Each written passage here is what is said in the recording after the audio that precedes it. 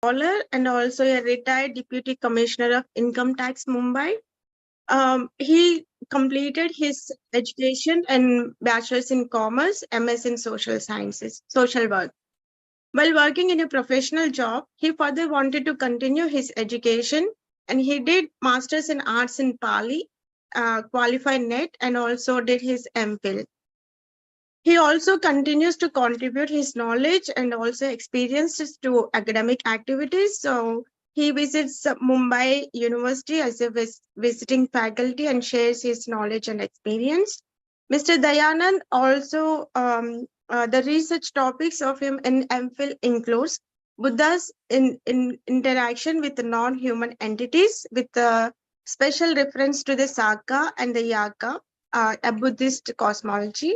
The special research interest in the research field is Jataka and Dhammapada Atthakatha and Buddhist cosmology and Buddhist history. His research papers also includes Jataka Katetil Yaka, Death, How to Face It in a Buddhist Way, an introduction to the Saka and Yaka and Naga through Pali literature, Brahma as depicted in Pali literature, and also a famous research paper, Rise and Decline of Buddhism in Ancient India. And his special online and offline lectures, which he does since from 2 years. The topics includes 31 plans of existence, Buddhancha Mrityuvariyal Bhasha, Ek Avalokana, different aspects of Jataka. And his lectures on Dhammapada Atthakatha, which he does every Saturday since from 24 months. It is conducted under the guidance of Mr. Dayanand Misalkar. So far, more than 105 lectures have been completed on Dhammasaka group. And some of his articles on social religious issues in local newspapers are associated with religious and social activities. And Mr. Dayanand Misalkar, sir, we would like to have you today and we would like to learn so much from you through your PPT. Thank you for being here.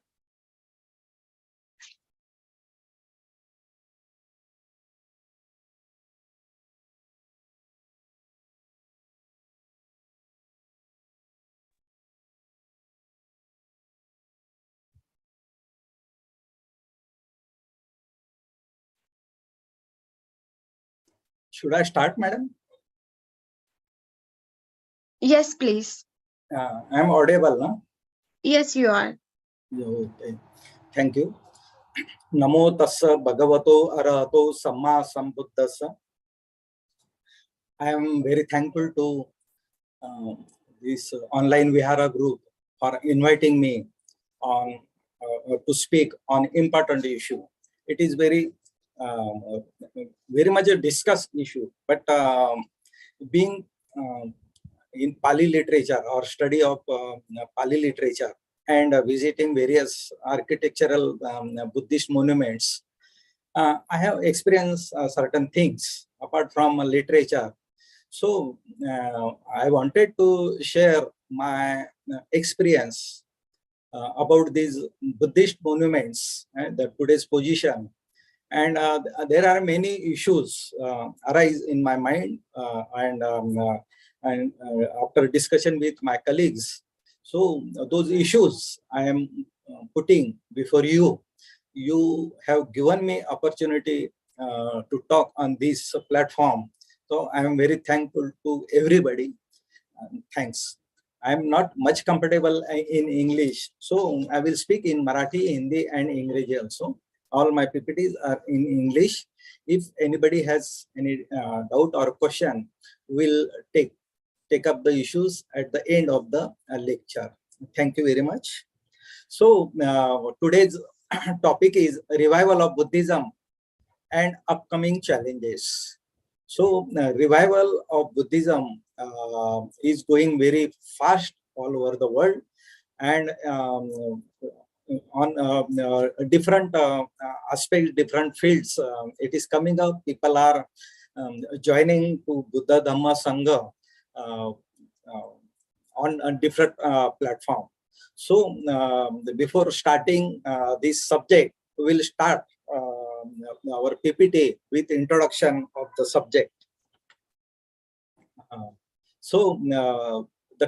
Today I'm covering the following topics. One is introduction. It is general introduction to the topic. Next is spread of Buddhism, then decline of Buddhism, then revival of Buddhism, then upcoming challenges and solutions, and conclusions.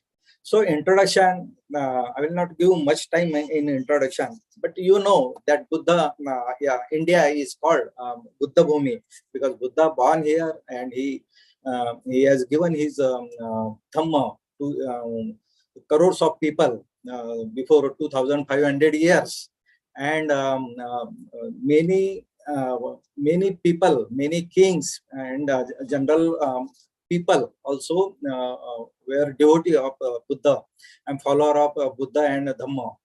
So, and we can see the archaeological evidences in India and the glory of India. It is said that India, the सोन्याचा धूर निघत होता. India once upon a time was a very prosperous country, and Magadh सारखे जे देश राज्य होते ते म्हणजे अति श्रीमंत होते आणि वेल कल्चर्ड स्टेट्स चे आपल्याला एव्हिडन्सेस आपल्याला पाली लिटरेचर मधून मिळतात. So that was the introduction part. But the spread of Buddhism will go on the spread of Buddhism because in short time I have to cover a lot of topics. I have to focus more on challenges. Okay, so this introductory part I will give less time. So this article is based largely on the following evidences, that is Tipitaka and Tipitaka non-canonical literature. And Yuan Sang's reference is very important. His contribution is very important. Sir Alexander Cunningham, who excavated many Buddhist archaeological sites and submitted his reports.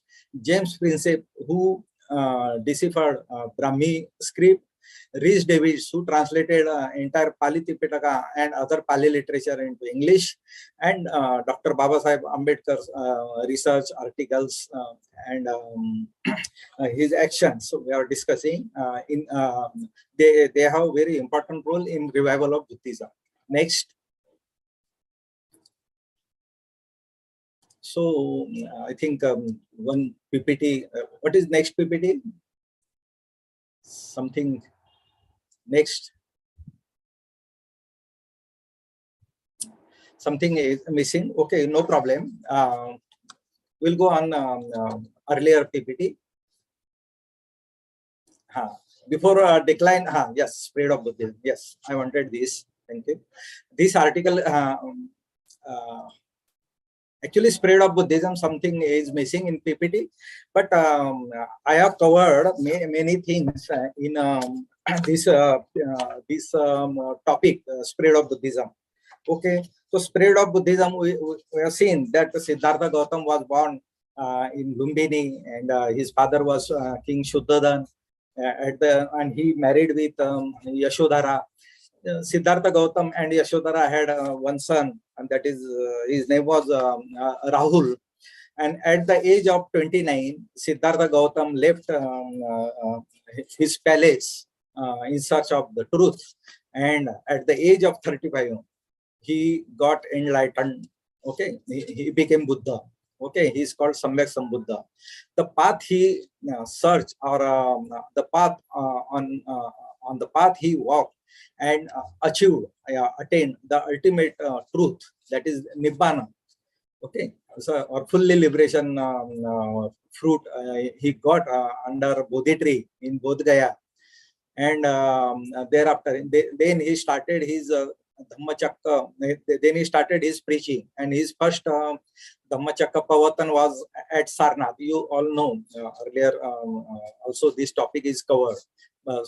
And he got 5 disciples at the beginning, then 16, then 1,000, and then lakhs of disciples joined under him. They embrace Buddha's teaching, and they also started propagating Buddha's teaching. Many kings were supporter of Buddha Dhamma, and because of number of monks joined Sangha, so Vinay, Buddha had to frame some rules for monks and nuns. That is Vinay Pitaka. It is compiled in Vinay Pitaka. So this simple history about Buddha, everybody knows. And during this propagation or Buddha's desana or teaching, this Buddha at the age of 35, he started teaching his Dhamma, and at the age of 80, he got Mahaparinibbana. Okay, he died or he got Mahaparinibbana at the age of 80. So, right from 35 years to 80 years, 45 years, he continuously taught his Dhamma to crores of people. And many supporters from India and neighboring countries came in support of Buddha Dhamma Sangha, and for propagation. And they constructed many stupa, vihara that we know. Many structures were erected by disciples and lay disciples for propagation of Buddha Dhamma. Then this to preserve this Dhamma, okay, after death of Buddha, after Mahaparinibbana of Buddha, the first conference or council or Sangiti was held. Then immediately after Mahaparinibbana of the Buddha, the entire Tipitaka was compiled in first council, after first council. Okay, and then after 100 years of Buddha's Mahaparinibbana, second council was held, and there was some dispute about some rules between two groups. So second conference or council was held after 100 years of Buddha, and at the time of King Ashoka, third council was held. Okay, and that time many unfaithful monks or persons became monks, and they were just enjoying the facilities given by lay disciples or kings. So they were just having food or taking rest, but for they were not trying for nibbana or purification of mind. So when this fact came to know to King Ashoka, Emperor Ashoka, then with the help of Mogaliputta Tissathera, the third conference was held in Patliputra. It was very important conference, and many bogus monks were discarded from the Sangha. Then it was decided that monks should be sent outside country to propagate Dhamma. So accordingly, many monks went to different direction, different countries, the Sri Lanka, Myanmar, and so many countries. They visited, they propagated, and they established Dhamma outside India also. And those countries preserved this Buddha Dhamma and literature very, very nicely, very faithfully. And they also created a new literature in their countries. So this was the history of spread of Buddhism. So till 1200 AD, this Buddha's Dhamma or Sangha was prospering. Propagation was very systematically. But at the beginning of 3rd, 4th century, there were many attacks on Buddha Dhamma Sangha for a different reason. And then the propagation stopped from India. And after 12th century AD, there was tremendous loss of Buddha Dhamma Sangha in India. So first, we are saying how it was. We have seen in first part is is prosperity, okay, propagation. The second part is decline. So next slide, please. So there are many articles, books written on decline of Buddhism. There are many reasons, internal and outside reasons for decline of Buddhism. You cannot blame one person or one organization or one community for decline of Buddhism. There are many reasons behind decline of Buddhism. We have seen that at the time of Buddha also, there were many bogus monks. And monks like Devdatta, they tried to kill Buddha.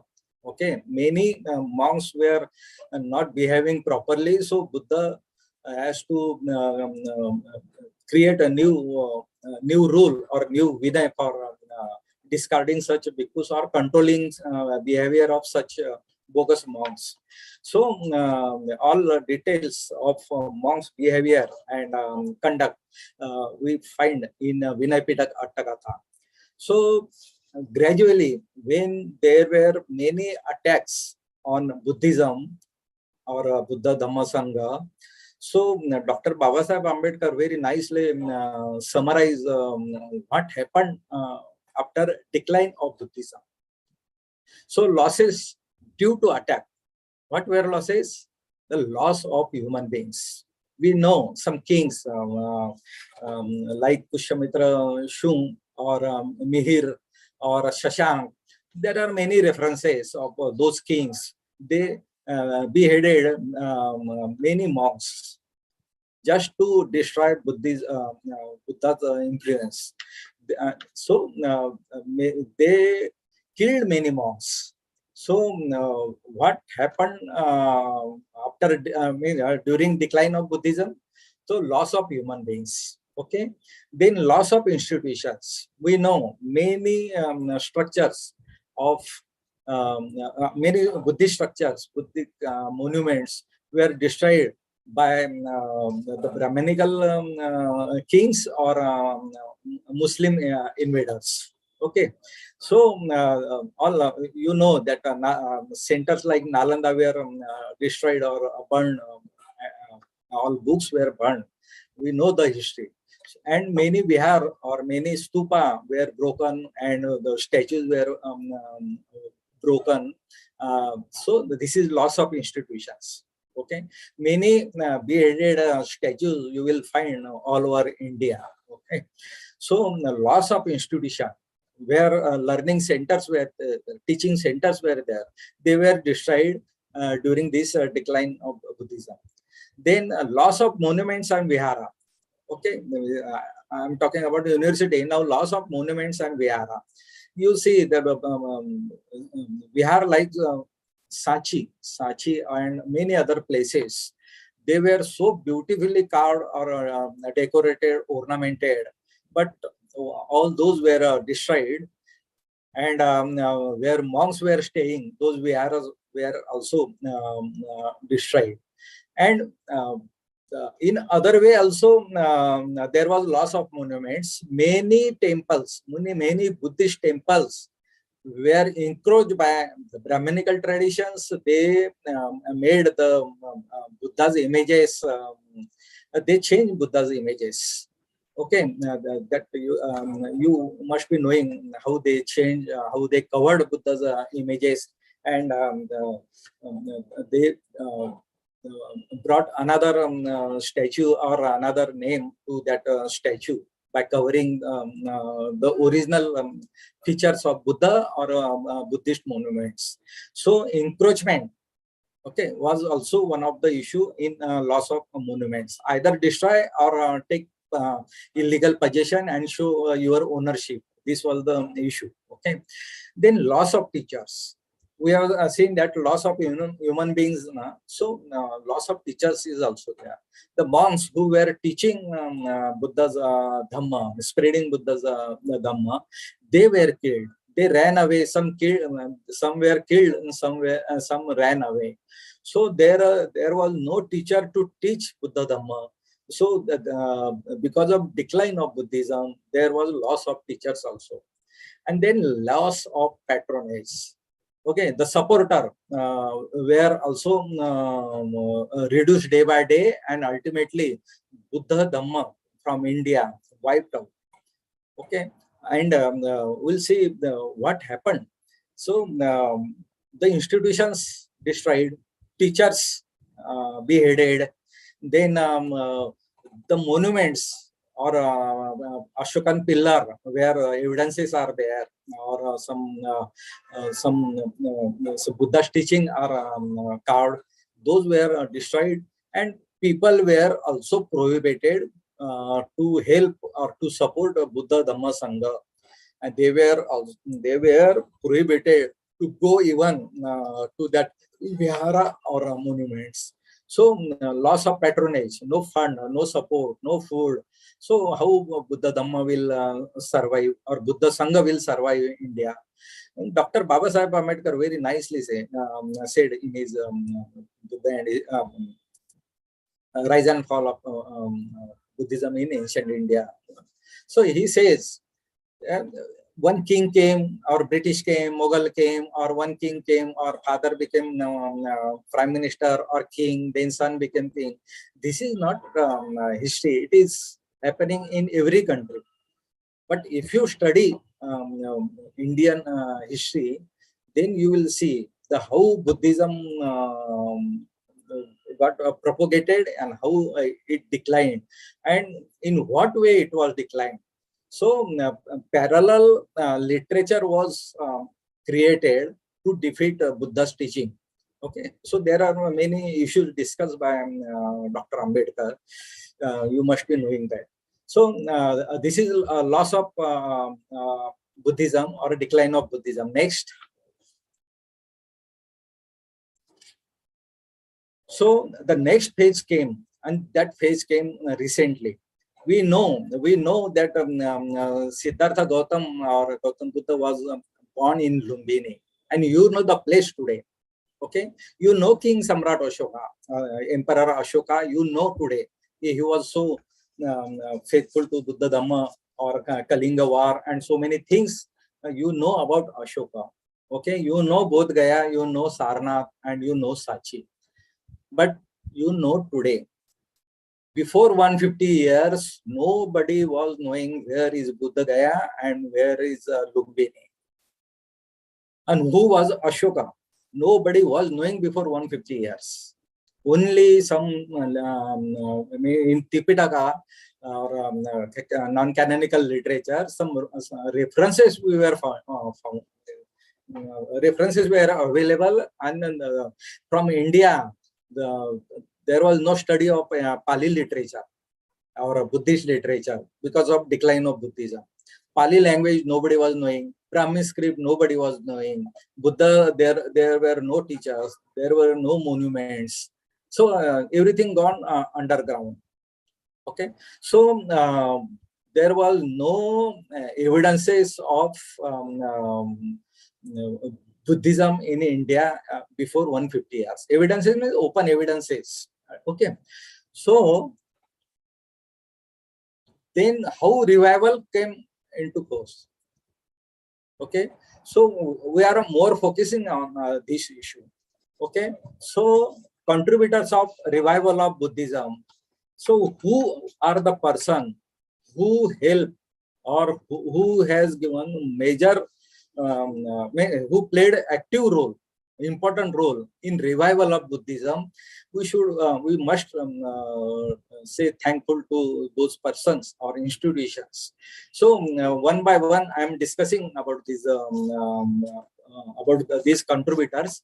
The first is Pali Tipitaka, other Pali literature, which were preserved by monks and right from Buddha's time. So what Buddha was teaching, preaching, they were memorizing. Okay, Buddha Sutta, Gatha, and all the teachings they were keeping in their mind. There was a regular recitation of those teaching. So monks and Buddha Sangha was the major contributor for revival of Buddhism, because they preserved Buddha's original teaching. So and right from Buddha's time to till date. So that's why I'm giving first credit to Buddha Sangha, who preserved Buddha's teaching. Okay. Then the second person is Yuan Sang. Actually, his name, Indian name, we say Yuan Sang, but actually he is not Yuan Sang. Yeah, his some other name is there. I have mentioned in my PPT. So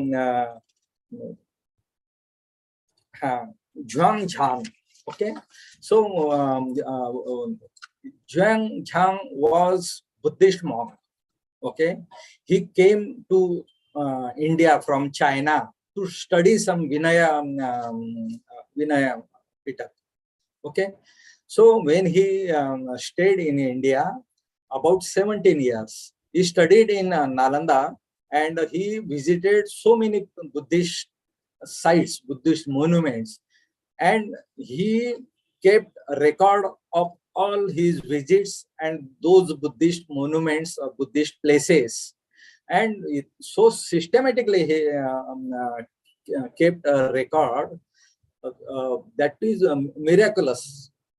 You see, from one place to another place, when he visited, he mentioned that from this place I am going to north side, and that distance is showing that how many kilometers or whatever distance he was counting. He has shown directions and distance, and what he found there, how many structures were there, what was the qualities or special thing of that structure, how many monks are there, who was king, what food people were eating, all those small details he recorded in his diary, in his book, and that was very important book for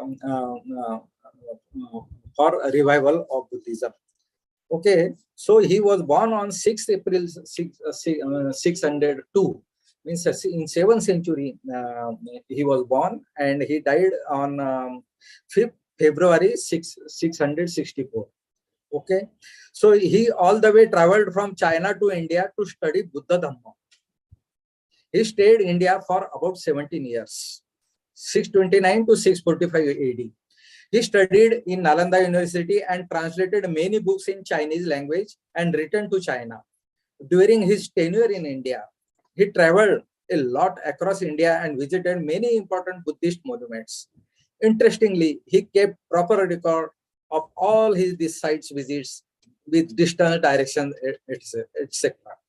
He recorded all his observations of the places, people, and many things. Apart from this, he translated about 657 Indian texts.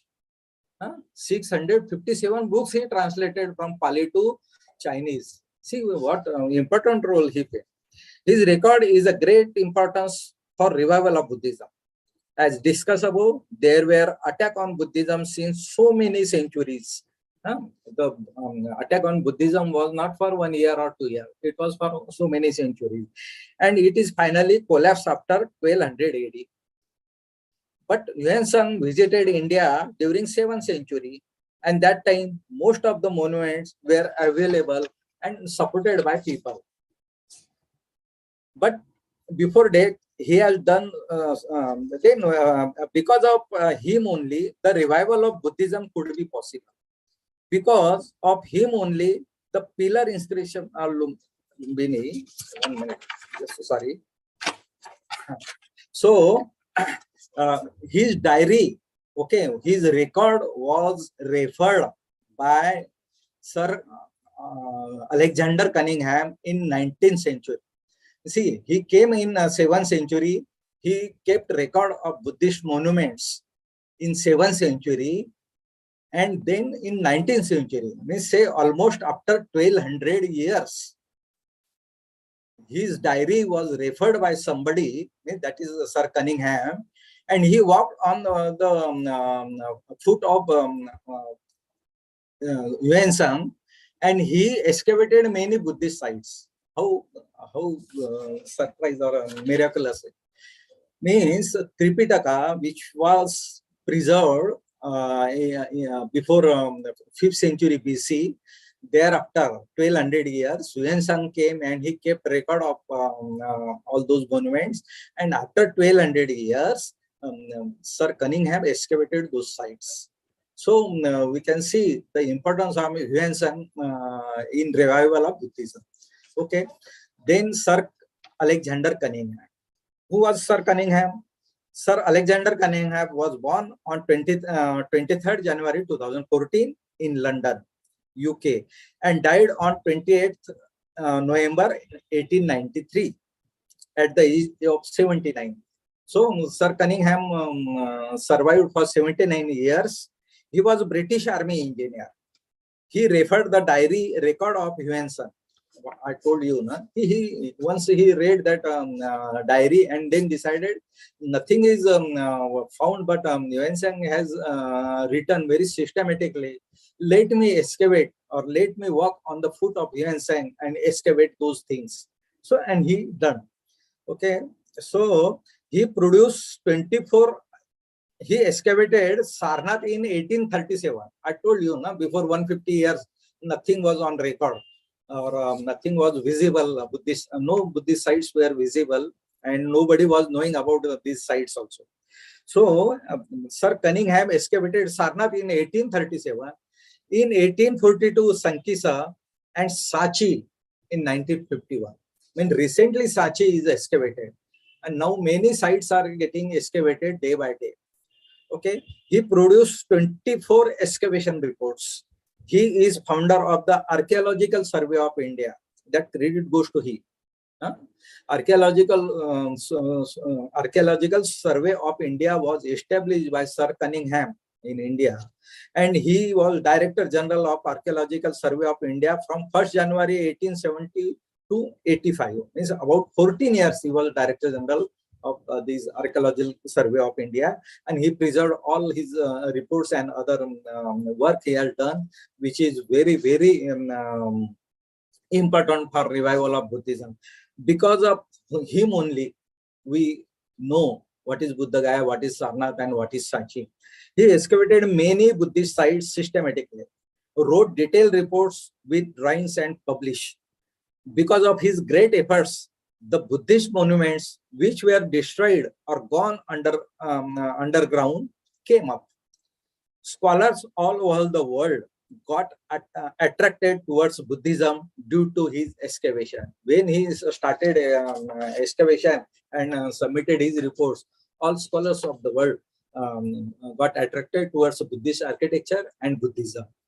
It is very sorry to say that in India, his name, his contribution was neglected by the so-called Indian scholars.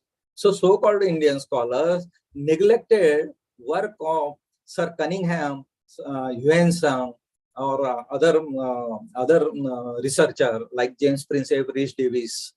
They ignored them because they were not faithful to Buddhism, or they were against Buddhism. They were not a neutral mentor. So the next person is James Prinsep. He, what simile we can give, he played a role like Deva or God. Okay, so who was James Prinsep? James Prinsep was great personality, born on 20th August 1799 and died on 22nd April 1840. Okay, he was the person who deciphered Brahmi script after long day-night efforts. Because of him only, all the Ashokan inscriptions could be decoded. Because of him only, history of great Emperor Ashoka came out. He was also founder editor of the Journal of the Asiatic Society of Bengal.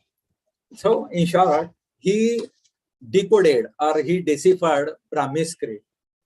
Okay, so that is very important role of James Prinsep.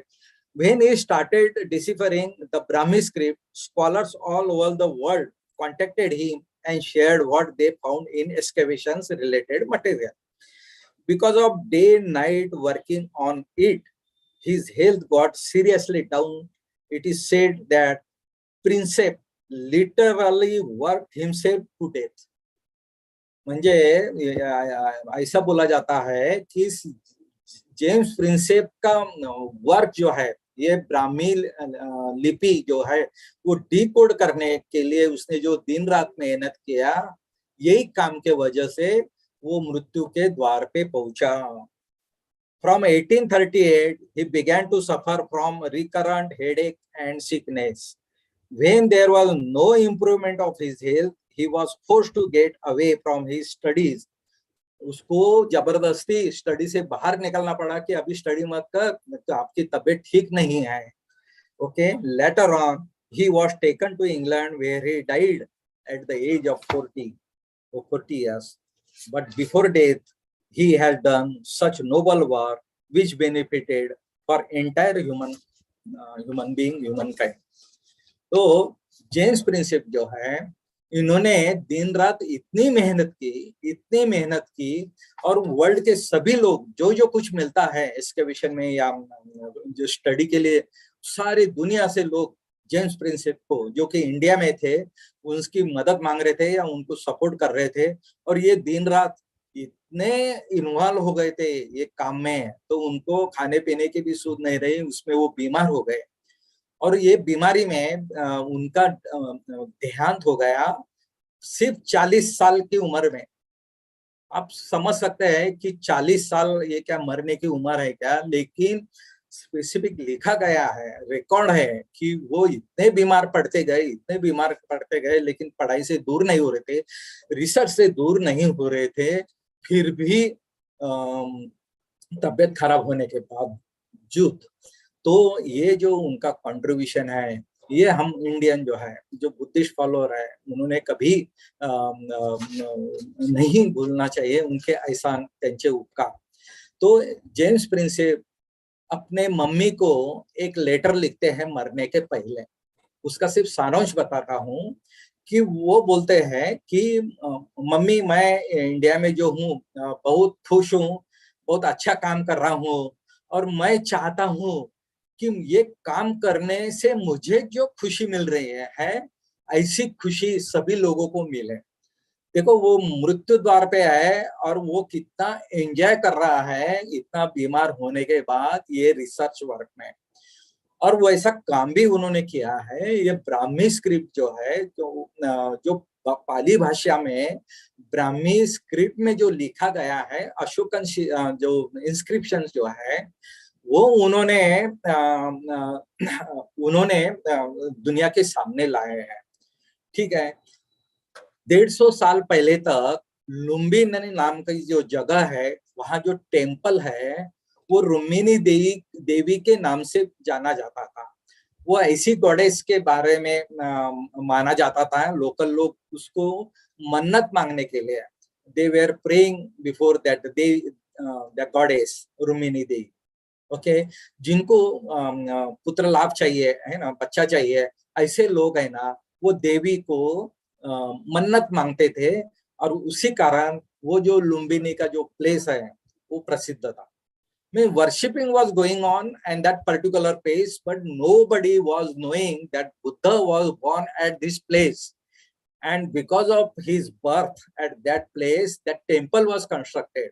But after loss of Buddhism, loss of Pali language, loss of Pali Brahmi script, loss of monks, loss of teachers, loss of so many things, nobody was knowing that this temple of Lumbini was in the memory of Gautam Buddha. Then how it came to know? There is one pillar near that temple, and that is Ashokan pillar. And it is inscribed, it is mentioned in that pillar by King Ashoka that after 20th year of my coronation, I am visiting this site because Siddhartha Gautam was born at this place. And that's why I am visiting this place. And since Siddhartha Gautam or Gautam Buddha was born here, I am giving concessions or tax benefits to the villagers of that Lumbini villagers. Okay, so tax concession was given by some Emperor Ashoka to Lumbini people. So this record we found on that pillar, but it was mentioned that pillar was in Pali language and Brahmi script. Nobody was knowing Brahmi script, so nobody was knowing that this temple was in the memory of Buddha, or Gautam Buddha was born there. Nobody was knowing before 150 years. Only in literature or Tipitaka or non-canonical literature, it was mentioned that Buddha was born here from Lumbini to Kapilvatthu. Even his mother was traveling from Kapilvatthu to Lumbini. In between, she delivered Siddhartha Gautam. Those references are in literature, but in reality, nobody was knowing which place is there. So when there was loss of Buddhism, that temple was worshipped for some other reason. I told you that Rumini Devi, the goddess who give bliss of children to new couples. Okay, but nobody was knowing that Buddha. So no scholar, no Indian scholar could read that particular writing of Samrat Ashoka. How bad, how Indian scholars are there.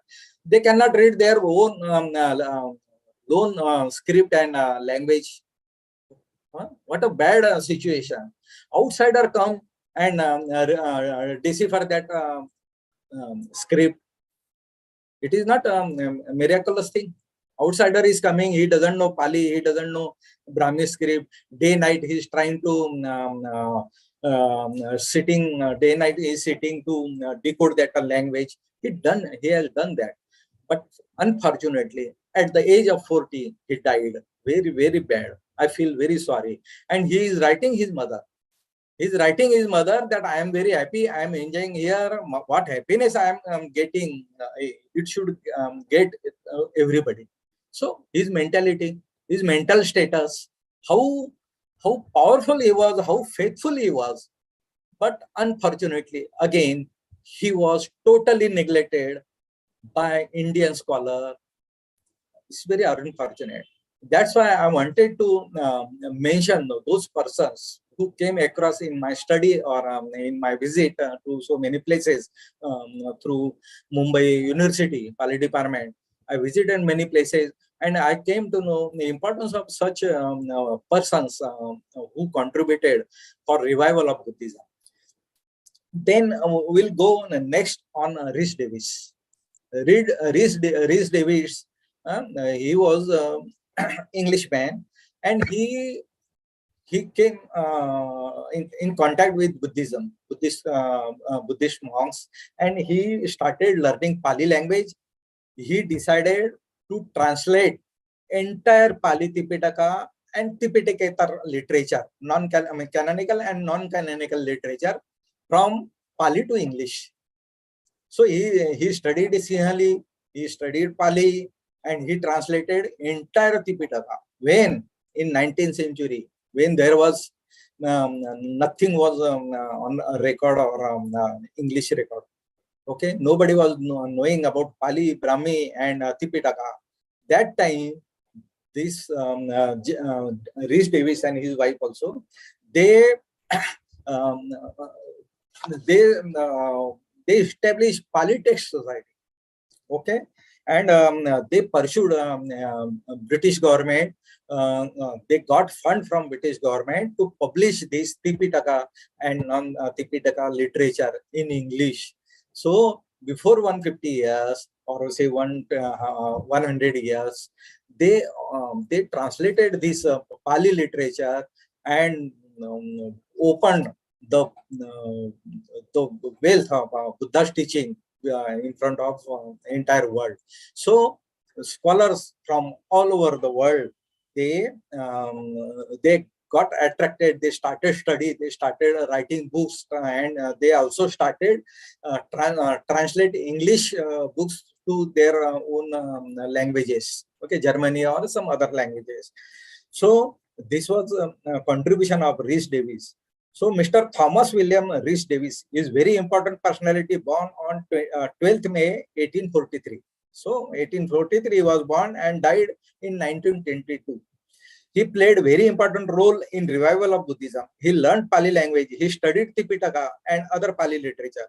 Thereafter, he translated the literature from Pali to English language. For this purpose, he incorporated Pali Text Society, PTS. He took active part in funding the British Academy. He also participated in founding British Academy and London School of Oriental Studies. So he was not keeping quiet. He for whole life he worked for Buddha's teaching, translation, revival, study. He wrote many books also. Because of his English translation, the Buddha's teaching reached to so many scholars all over the world. The scholars then started research on the Buddha's teaching. Okay, many research papers and books were published thereafter in various languages. As on today also, Pali language is known to very little class of, very few people know Pali language as on today also. But therefore, the English translations of the canonical and non-canonical literature is very much useful for study and research purpose all over the world. See his contribution. Pali language is not known to Indians also.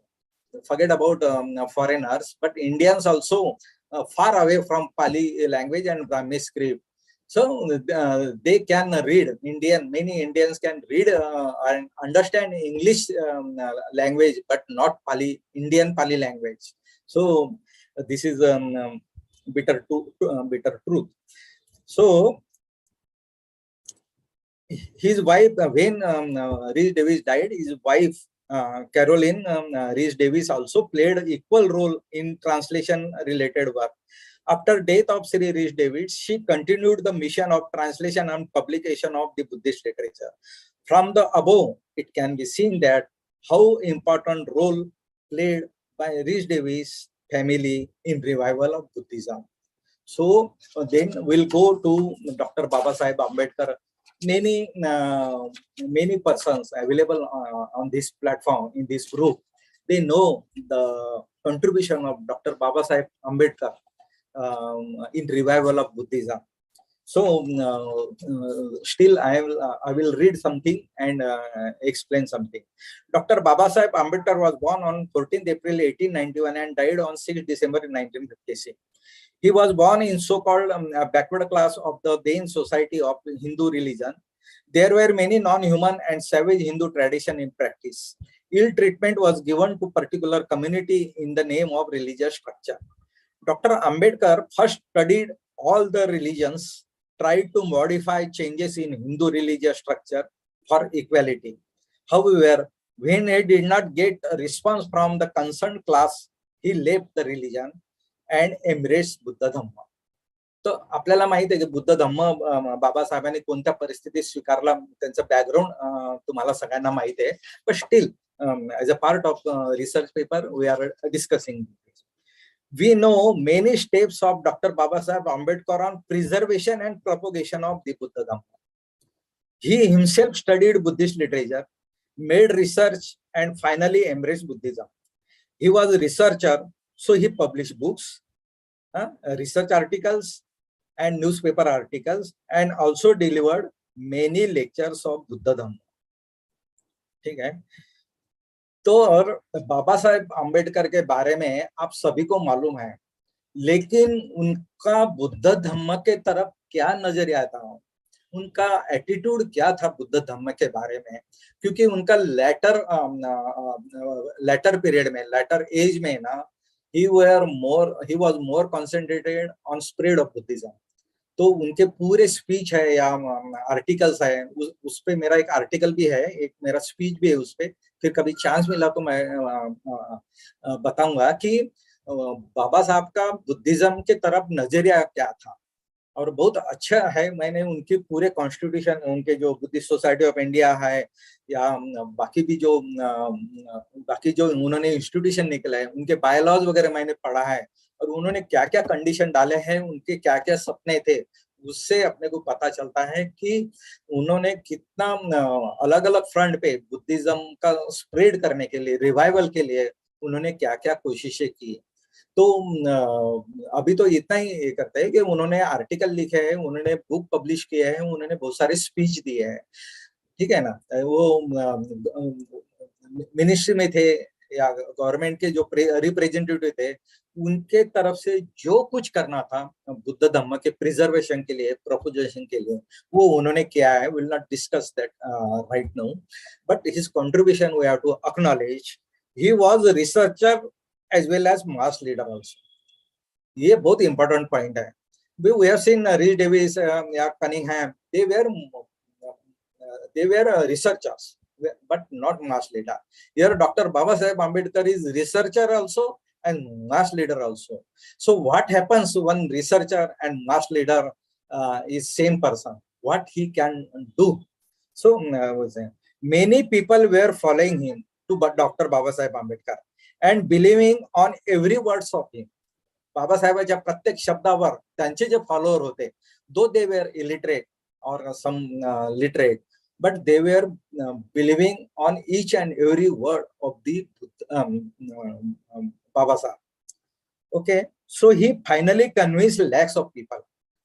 He was having that power कि he could convince lakhs of people, and what day people understood the importance of Buddha Dhamma. Because Dr. Babasaheb Ambedkar has given speeches, written books and articles, so it gave impact on general people, and they understood that Buddha Dhamma is the only solution for their upliftment.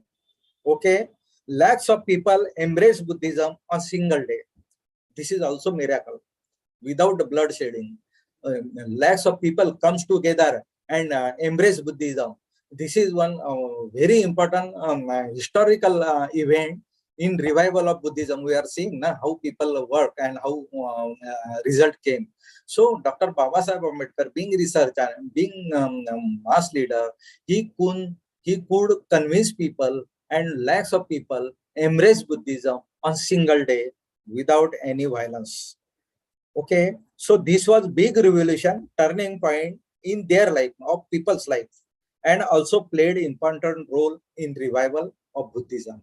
So we know Dr. Babasaheb Ambedkar's contribution, and a lot of discussion can be done on that. So next person is Goenka Guruji, and we know Goenka Guruji is famous for his Vipassana teaching, Vipassana Guru. Guruji is famous by that name. Sri Satyanarayan Goenka Guruji was born on 30th January 1924 in Myanmar. Okay, Mandale, Myanmar, and died on 29 September 2013. Recently he died. Okay, in Mumbai. Though he was Indian origin, he was settled in Myanmar. He learned Buddhist Vipassana meditation in Myanmar. When he got benefited with the Vipassana practice, he started propagating it in India and all over the world. Many Vipassana centers in India are open, and Vipassana practice is going on successfully. At many centers, there is heavy waiting list, and people are getting benefited by the Vipassana meditation. Apart from the Vipassana meditation, Buddha's teaching are taught in various centers. We know the Igatpuri Vipassana Research Institute is there. Okay, and many Pali classes are also taken there, and many books are published by them. Vipassana Research Institute has published Pali Tipitaka and allied literature. It provided free online access to the scholars, Pali language, and also taught online and offline. The numbers of Vipassana centers increasing day by day. So Goenka Guruji, that their organization, their institution has preserved Tipitaka and Tipitaka literature, and it is available free of charge online. So that is very big support for spread of Buddhism. So these are few persons. For say namesake, we are discussing these persons. Okay, there are many hands, many people behind revival of Buddhism. But for today's lecture, I have selected few names to show their importance in revival of Buddhism. Next, we'll go fast now. So now revival of Buddhism is going on. So what are the challenges? That is very important, and this lecture was mainly on this issue. History, you know, but this is very important role, and together we can discuss on this. So particular site is Buddhist site or not? This is very big challenge. Many excavations are going on, and something found there, and it is claimed by somebody that this is not Buddhist site or this is Buddhist site. So there are arguments are going on, disputes are going on many sites. For example, Mansar near Nagpur, that particular site of Mansar is found, and it is one Mr. Sharma or some, I don't know, I think Sharma, he published book and just declared that this is not Buddhist site, because that structure is very different. Okay, not there was no statue, or I don't know what happened, but it is claimed by some other sect that this is not Buddhist site. I heard from once Maut that there was Ashwamedha Yajna there, because there they found one burned horse bone, burnt bone of one horse. They found there, and they said this burnt bone is जला हुआ जो हड्डी है घोड़े का, वो मिला है. इससे ये प्रूव होता है, देखो उनका लॉजिक क्या है, वो प्रूव होता है कि यहाँ जो अश्वमेध यज्ञ जो हुआ तो वो इधर ही हुआ था. फिर अश्वमेध यज्ञ होने के बाद वो घोड़े को काटा जाता है, वो खाया जाता है, उसको जलाया जाता है, इसलिए ये साइट है, उनकी साइट है, बुद्धिस्ट साइट नहीं है. ऐसा उनके लॉजिक्स थे. दूसरा है कि वहाँ जो छोटे छोटे स्ट्रक्चर्स मिले हैं, इट इज से स्मॉल स्तूपा मिले हैं, तो वो बोलते हैं कि नहीं ये स्तूप नहीं, ये शिवलिंग है. तो सेकंड पॉइंट आता है कि ये बुद्धिस्ट साइट है या नहीं है, और ये स्तूप है या शिवलिंग है. इस पे बहुत सारे डिस्प्यूट चल रहे हैं. तो ये डिस्प्यूट कैसे दुरुस्त होंगे? ये तो स्टडी और एविडेंस के साथ ही होंगे ना. तो एविडेंस कौन लेके जाएगा? यहाँ तो बुद्ध धम्म का पढ़ाई करने वाले नहीं है, या पाली लिटरेचर का पढ़ाई करने वाले नहीं, ब्राह्मी स्क्रिप्ट वाला पढ़ाई कोई करता नहीं है. सिर्फ बोल बच्चन जैसे आर्गुमेंट करके तुम लड़ाई नहीं जीत सकते.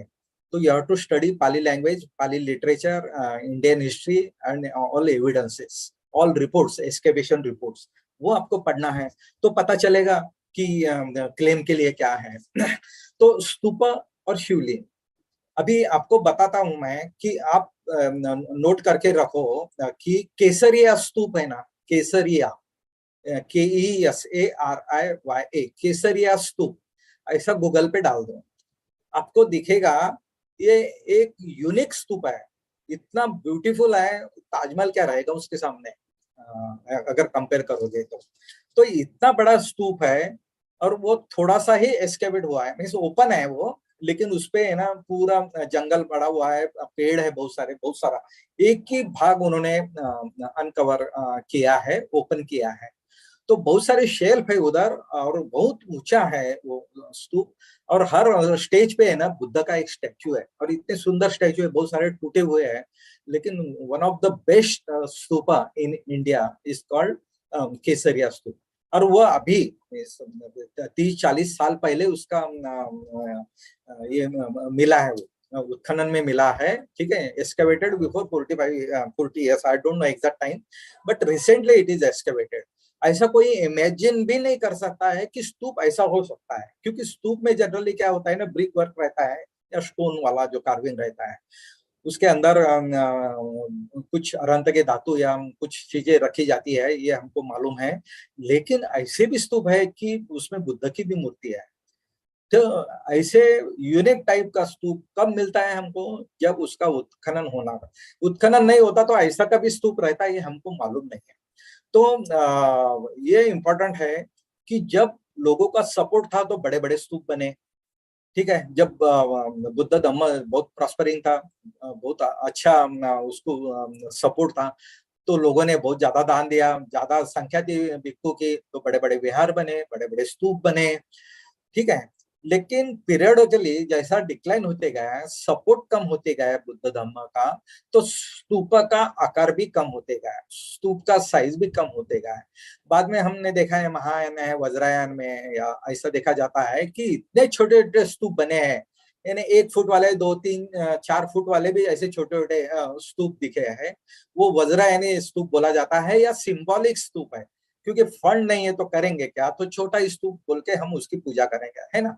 हमारे घर में जो मूर्ति रहती है बुद्ध की, हम हमारे बजट के अनुसार लाते हैं, 4 फुट की, 5 फुट की, या 2 फुट की। जिसका बजट कम है वो शादी लाता है, वो ऐसा ही ये स्तूप का आकार कम जाता होते गया है। और बड़े बड़े स्तूप हमारे यहाँ इंडिया में दिखते हैं, वैसे हमको छोटे छोटे स्तूप भी मिलते हैं। हमारे कोकन में, मुंबई कोकन में, महाराष्ट्र में एक पनाले काजी बोल के एक साइट है, वहां ऐसी एक एक ही ऐसी स्तूप मिला है जो वज्रयानी टाइप का मिलता है, but it is confirm that it is Buddhist site. तो मेरा कहने का तात्पर्य ये है कि स्तूप जैसे बड़े थे ना, वैसे छोटे छोटे छोटे भी होते गए। फिर अभी एक आधी साइट पे ऐसा अगर छोटा स्तूप मिलता है, तो कुछ लोग उसको क्लेम करते हैं कि ये शिवलिंग है। तब आपका अगर पढ़ाई नहीं है, तो वो सामने वाला कब्जा करता है, वो बुद्धिस्ट साइट पे इंक्रोचमेंट करता है, और आपको तो सोचने भी नहीं देता है, और हाईजैक कर लेता है वो साइट। तो इसलिए स्तूपा और शिवलिंग ये इंपॉर्टेंट चैलेंजेस है, you have to prove that. Then Bodhisattva और अदर देवता। अभी आपको मालूम है अजंता में जो पद्म पानी जो बोधिसत्व है ना, पद्म पानी यानी पद्म यानी पदुम यानी कमल है ना, लोटस, एंड पानी यानी हाथ, हाथ में जो लोटस लिया हुआ एक ऐसी बॉडी इमेज है बोधिसत्व की, अजंता में है ना, सबसे फेमस है, वो वर्ल्ड फेमस इमेज है। अभी ये जो लेनी है अजंता लेनी, ये 100% बुद्धिस्ट आर्किटेक्चर है, बुद्धिस्ट मोन्यूमेंट्स, ठीक है। इसलिए वहां डाउट नहीं आता है कि ये किसी दूसरे भगवान की है या किसी की है, ठीक है। लेकिन यही अगर इमेज कहीं और ऐसा सिंगल स्ट्रक्चर में रहती, तो वो इमेज हाईजैक होती थी, कोई दूसरे भगवान की है ऐसा बोल के वो बोले जाते थे। तो बोधिसत्व की जो इमेजेस है, हम जब जातक कथाओं का स्टडी करते हैं, व्हेन वी स्टडी जातक कथा, Jataka stories, we see that Buddha's previous births were birth stories are there, and he was called as Bodhisattva. Okay, he was having qualities of he was having that Bodhi quality in him. That's why he was called a Bodhisattva. And sometimes he was king, he was human being, sometimes he was Deva, God, sometimes animal, sometimes birds. In many form, many living form, we found Bodhisattva in Buddhist literature, and that reflection we found in Ajanta Linear or Sachi Stupa or some Amravati Nagarjuna Kunda. So in many places, we found that deity type image of Bodhisattva. But once you read Jataka, then only you will understand that this particular picture is of this Jataka, and it is 100% Bodhisattva, and it is 100% Buddhist side. But if you don't read that Jataka Attakatha, Jatak stories, and you say, the Buddha don't believe in Buddhism, rebirth, those are bogus stories, those are mixed or polluted stories, then you will not read that stories, you will not read that literature, then how you will claim on that particular side when some image found or some picture found in excavation, because you don't have study of that literature, so you cannot claim on that side. So it is very important whether that particular image is of Bodhisattva or some other non-Buddhist deity. So this is challenge. Challenge can be accepted by reading Jataka and Pali literature. Then interpretation of the images and structure. So many images, we don't understand what the image this particularly explains or depicts. Okay, or that particular structure, why that particular structure is there. See, many structures in India, stupa or vihara, are broken. Sometimes you will find only mound, sometimes only some brickworks. You will not understand the structure, but the architect or the experts can tell that this structure represent this much big monuments or stupa or vihara, and that evidences or those sites are already excavated, and many scholars have written a report on that particular Buddhist sites. Today, means they have written their reports before, say, 50 years, 100 years, but today that site is again broken and nothing is remained there. But those reports are very important to claim that this is Buddhist site. Okay, so interpretation of those images and structure is very important. Excavation under proper team.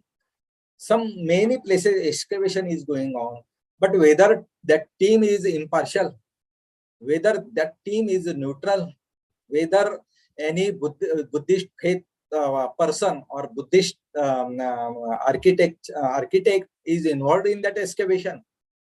So unless and until proper team or proper representation, I will say, in that excavation team is there, you cannot expect justice on excavation or reports. Okay, so our proper representation means representation of experts people or neutral people should be there in excavation. We know that Emperor Ashoka has erected or established 84,000 stupa. It is mentioned. Okay, but how many stupas are excavated or found till date? I will say 2,000, 2,500, or say 3,000. 3,000 stupas, or say 4,000 for the convenience. May out of 84,000 stupas, only 4,000 stupa are excavated or found. What about 80,000 stupa? Where are they? Who will excavate that? Who will make research on that? Nobody knows where they are. They are underground. We have to excavate those. We have to pursue that. But before pursuing, before excavating, excavation, we have to study Pali literature, Buddhist history, Brahmi script, all those things. We have to be empowered with those things. Then only we'll be able to find out or you can do new excavation. Preservation of the existing site. It is very important. So when that site is excavated, it should be preserved properly. Some compound and proper visits are important. Okay, for example, I am from Buldana district of Vidarbha of Maharashtra, India. Okay, in my district, one place, Bhon, Bhon. Okay, if you put on Google, you will find that. The Bhon was one of the place, one small village is there. There, Ashokan stupa was found, excavated.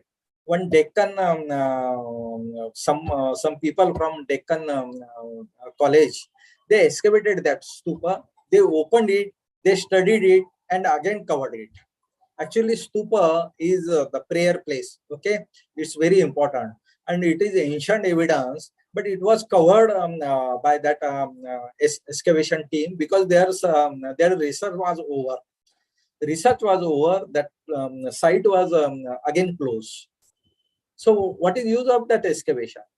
Even people of that district they don't know about that site.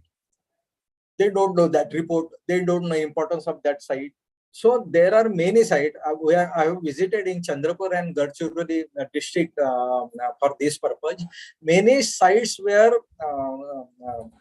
excavated at the beginning only. But when they found that it is Buddhist site, no funds were provided, and nothing was excavated later on. Those structures are unexcavated and waiting for government's fund and people's support. So preservation of the existing site is very important. Excavation of new site is very important. Study of Pali language and Brahmi script. I am again and again telling, Pali language is not only language. There are a lot of things in that language. And Brahmi script, you know, because of James Prinsep, Ashokan history came out. Okay, and there was evidence of Buddha's born in Lumbini. So that happened only decoding Brahmi script. So study of Tipitaka and other Pali literature is very important. Many references we found in that. Public awareness, we have to reach to many people. We have to make aware people for about this excavation, importance of those sites. And government and other institutional support is very important. That is challenge. How to convince government, how to pressurize government to excavate or to conserve or to preserve that particular site. Okay, these are some challenges. Just for the sake of discussion, I have pointed only 10 points. There are 100 of points. Okay, next. Now challenges are there, then solutions should also be there. So the solution again is related to challenges. Learn Pali language and study Buddha Vachana. That is basic. Study of Brahmi script and other ancient scripts. Okay, Brahmi script, Kharoshti and other ancient script you have to study to know the excavation, what happened in excavation. That is very concrete evidence. It gives evidence of that king, that particular donor, that particular period. It's very important. Okay, preservation and propagation of Pali Tipitaka and non-canonical Pali literature through books, digital record, research papers. We have to preserve that. Online digital record, we have to publish books, we have to publish research paper, we have to protect, preserve Pali literature, Buddha Vachana.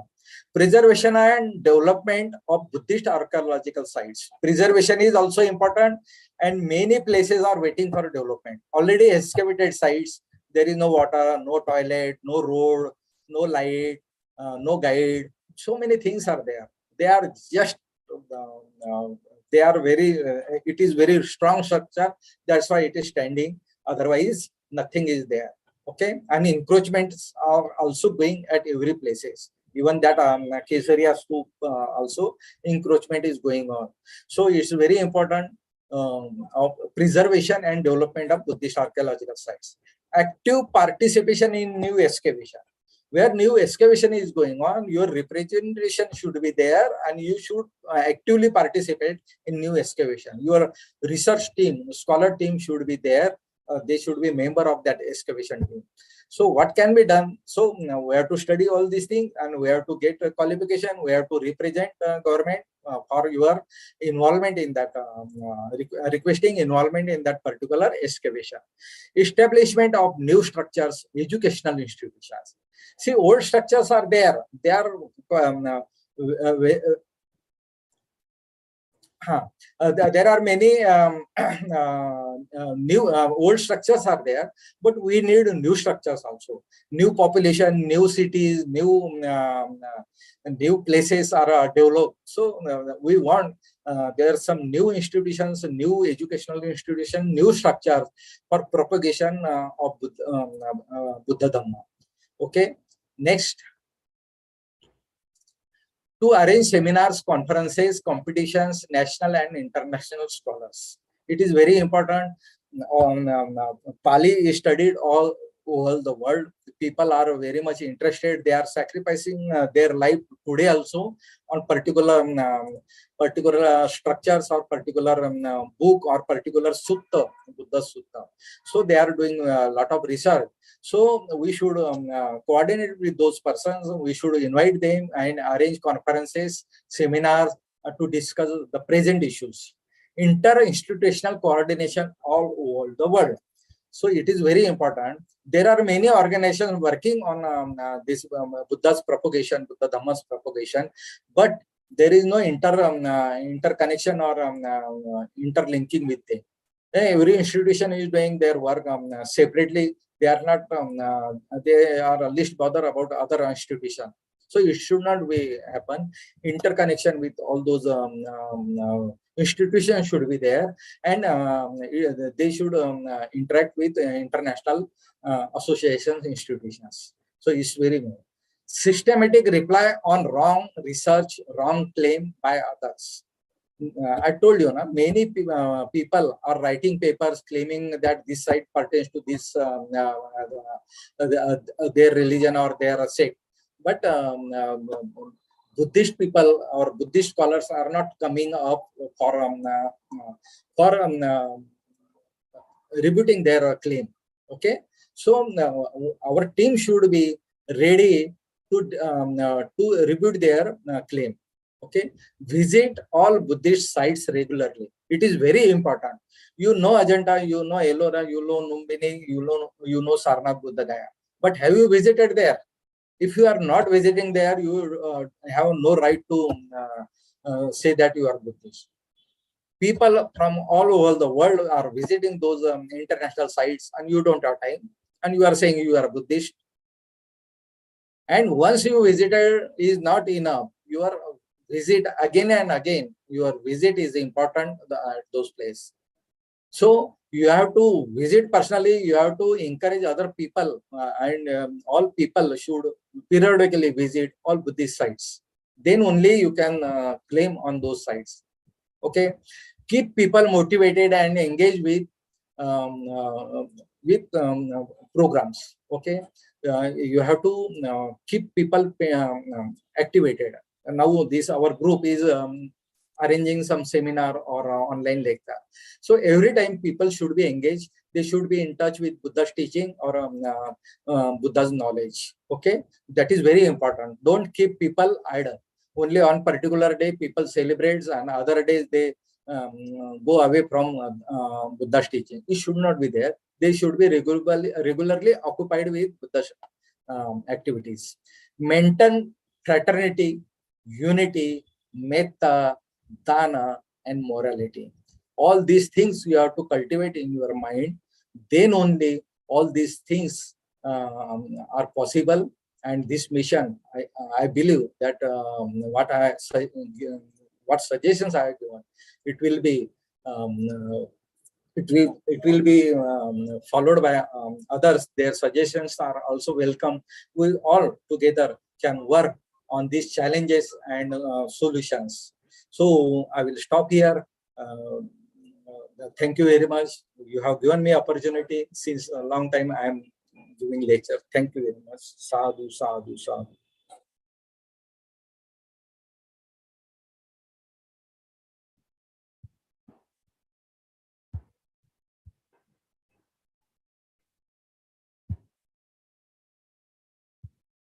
Um, Thank you, sir, for being with us today. We express our sincere gratitude for sharing the knowledge, the ocean of knowledge about Buddha and Buddhism, and the evidences and the reasons for declining Buddhism, and the loss that happened so far, and the problems or the challenges that we are going to face, and also for sharing the solutions for the challenges. And we're still able to practice Buddhism because of the efforts and a lot of toiling of the contributors that you have shared, and also the scholars who are spreading in today's world. And thank you for wonderfully showing the history from different years and the challenges in a single slide. And now I would like to ask the audience, if you have any questions, please unmute yourselves and text your question in the chat.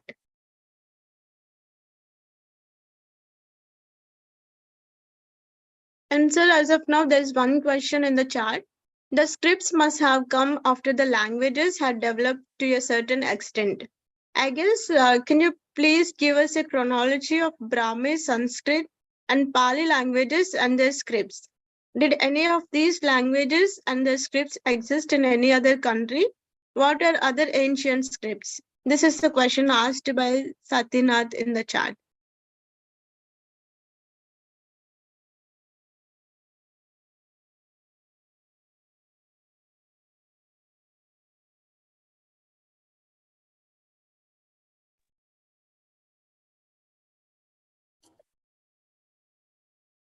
script must have come after the languages had developed to a certain extent. I guess, can you please give us a chronology of Brahmi, Sanskrit and Pali languages and their scripts?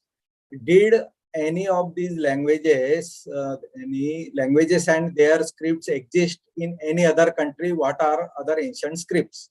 So it's very good question. Actually, the Brahmi Brahmi is script. Okay, the ancient script, the ancient known Indian script is Brahmi only. Okay, and Emperor Ashoka has written all his orders in Brahmi script. As far as script is concerned, there was no script available in India. As far as my knowledge is concerned, it was Brahmi script. Name is given Brahmi script. Okay, and chronology of these languages now develop script must have come after the languages had developed to a certain extent. Of course, first oral transmission is there, and then another script comes later on. But Sanskrit and Pali language was parallel. It is said that Sanskrit is mother of all languages. It is not like that. Sanskrit and Pali language were contemporary, and the difference was that Sanskrit was not spoken language of that period. Okay, the Pali language was language of general people. People were talking in Pali language. That's why Buddha given his preaching in that Pali language to know to common people. So as far as Pali language is concerned, it was very popular. It was a very soft language. There are many comparison in Sanskrit and Pali languages, but both are parallel language. Some words from Pali to Sanskrit or Sanskrit to Pali might exchange. That is natural. But as far as the written evidences consider, written evidences, we are talking about script evidences, it is only Brahmi script and Pali language. Sanskrit evidences, literary written evidences came in later period. Okay, but Pali language and Brahmi scripts were during Ashoka's period also. So, and before that also that script must be there. That's why Ashoka has given those orders in Pali and Brahmi script. That's why people were able to read that. So people were knowing Brahmi script and Pali language. And some other places it is Kharoshti, and I think Afghanistan and other places it is Kharoshti. I have not done much study on those languages, but James Prinsep has also decoded Kharoshti script. Thank you, sir. Question from Lalit. What are the organizations working on preservation of Buddhist sites in India? There are many websites you will find on what are the organizations working on preservation of Buddhist sites. And only Archaeological Survey of India is the authorized government organization who is preserving and developing Buddhist architecture. As far as Buddhist architecture is concerned, only that is legal government body. No other body. I don't know any other private body is preserving that. But of course, there is a need of fund to government also, and people's force also is required to maintain those sites.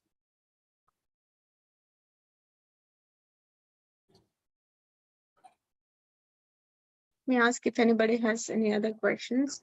And somebody also raised their hands. Please unmute yourself and ask the questions, please. Satyanath, do you have any other question other than the one you posted in the chat? Did Brahmi language predate Sanskrit? Did Brahmi language? Brahmi is not language. Okay, Brahmi is script. Okay, लिपि है, ब्राह्मी लिपि आहे, भाषा नाही आहे ब्राह्मी. ठीक आहे, लिपी म्हणजे जसं ना ABCD आहे ना, is the script.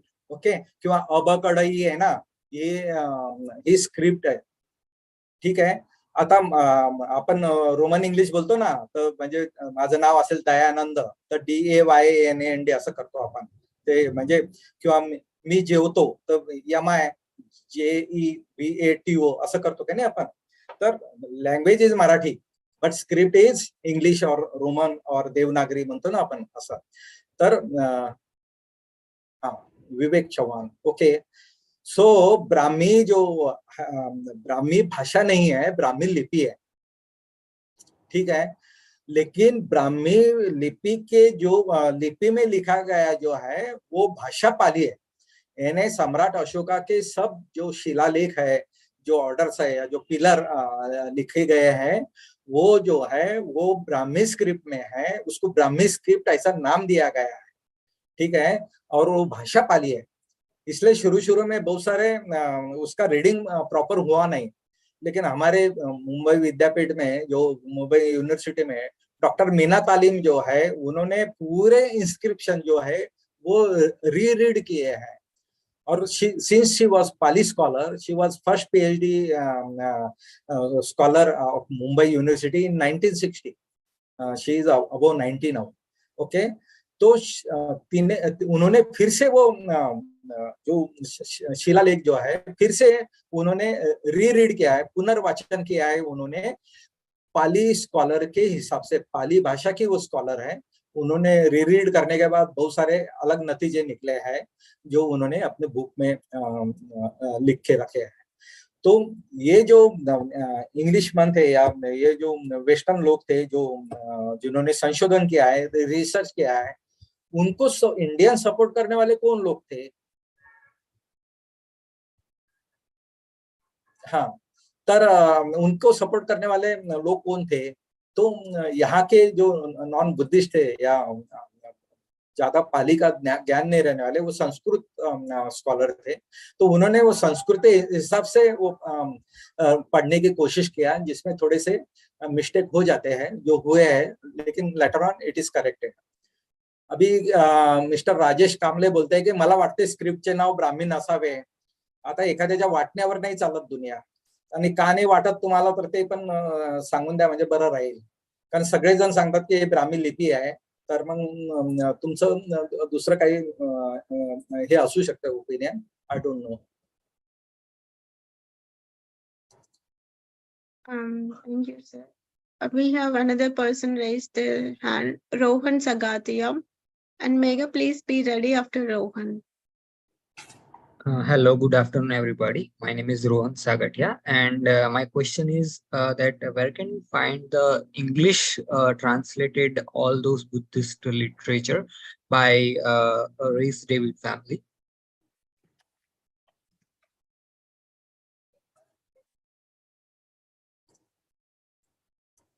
Pardon, I didn't understand your question. Please, can you repeat, please?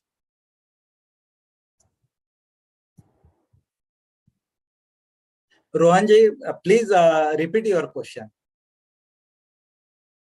He said, where can he find Buddhist scripts that are translated into English? When? In English. Buddhist scripts that are in English. Buddhist scripts translated in English. English, where can he find those scripts or the books?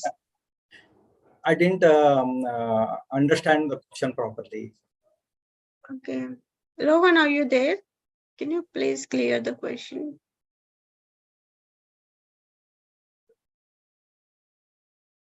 Sir, he's asking about Mr. Rhys Davis's translation of Tipitaka and Pali language books. So yeah. So I'm just Davis has his dictionary Pali to English. Yes. Rhys Davis has written many books, translated many books and written also many books. And that Pali Text Society has published that those books. And it is many books available on online also. And one Indian publisher, Motilal Banarasi Das, okay, that publisher has published in Indian edition those Pali Text Society books. So Those are very important books, and many new monks or new scholars are retranslating those books again, because the books translated before say 100 years, okay, and in today's sense there may be little change, or there may be um, change in wording or interpretation. So some new books are also getting translated in English.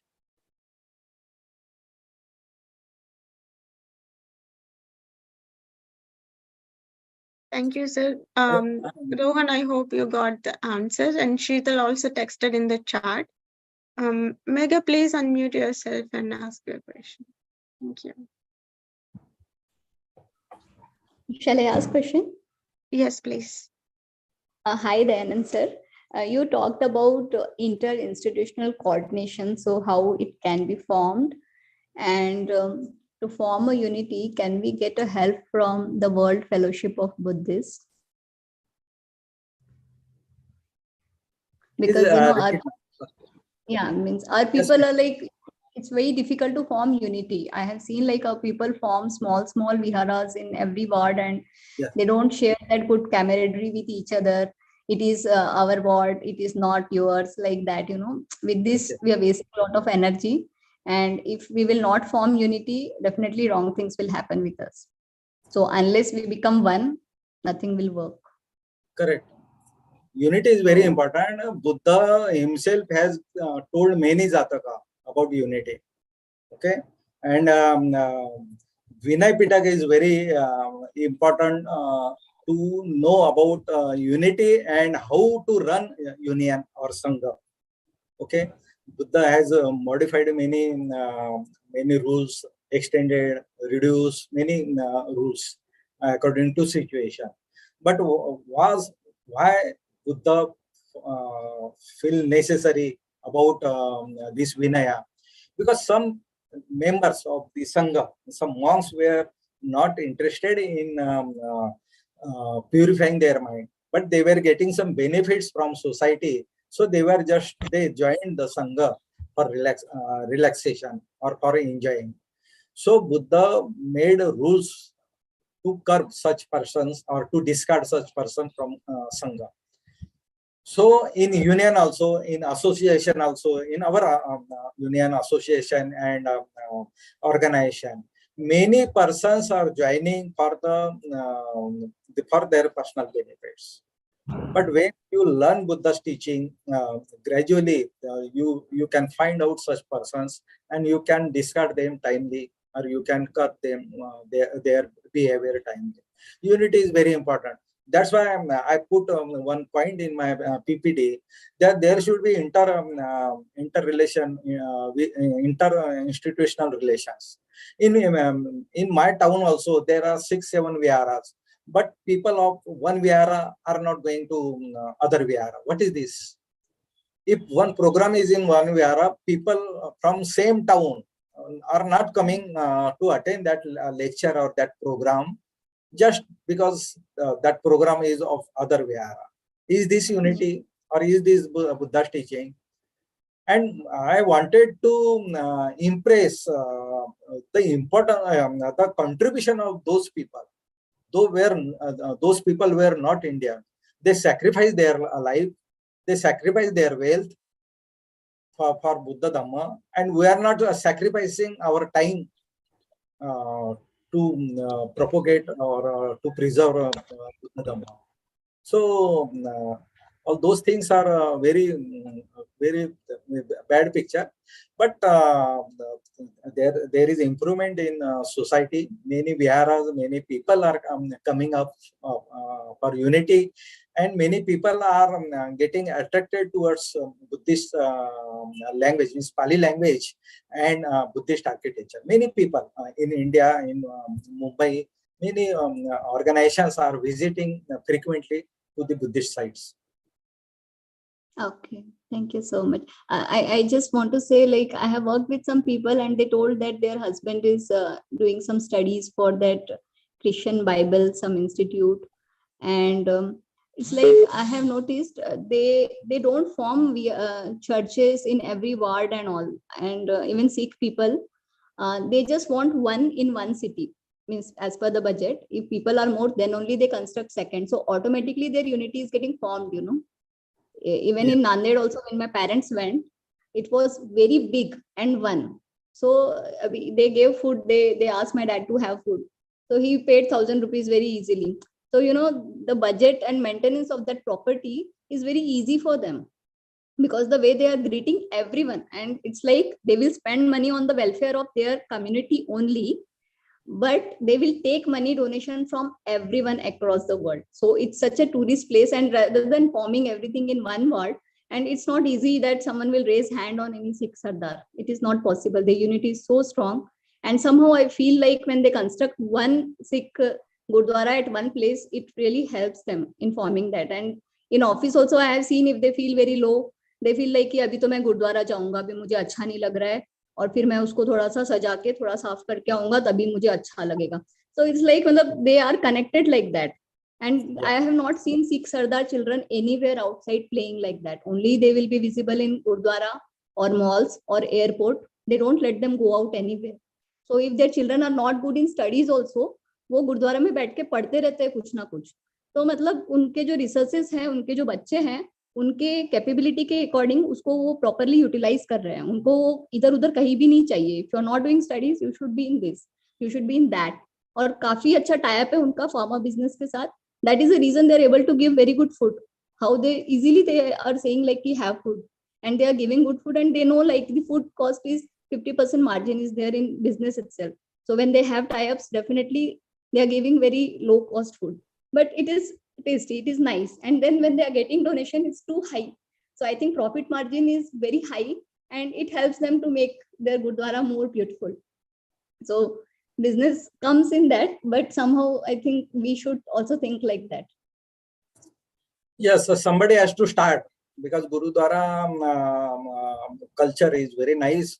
If you go to that place,